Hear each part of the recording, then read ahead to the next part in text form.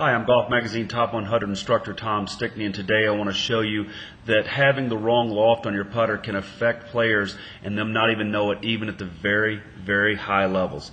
As we watch this particular tour player putt, you can see the blue line talks about where the putter goes.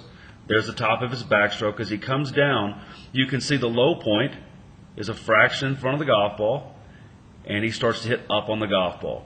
As he starts to hit up on the golf ball, we can see, if we look very close, the ball starts bouncing, and then it starts to roll about where that red line is right there. Okay, so if we look at the two lines I've drawn, the green line is his club shaft at address, and the orange line is his club shaft at impact, and you can see he's kind of backed the club shaft up a little bit. What happens is the club starts to flatten out, and as it starts to move upwards, if you back the shaft up, you are adding loft to the putter. So therefore, when this particular player comes down, the putter starts to flatten out.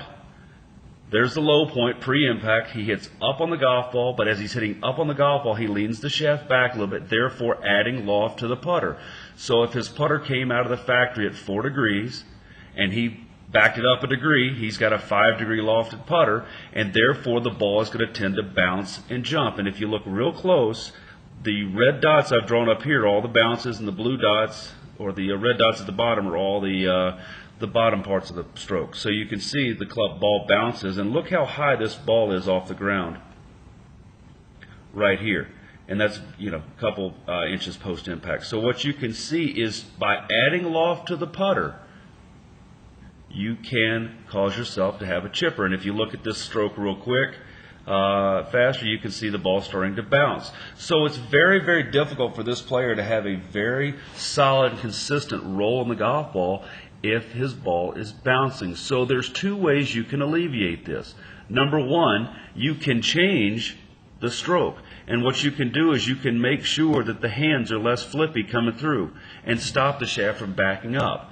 That will stop you from adding loft to the putter. The second thing you could do is, at address, you could figure out what the static loft of the putter is. Let's say that it's 4, because most ping putters come out of the factory around 4.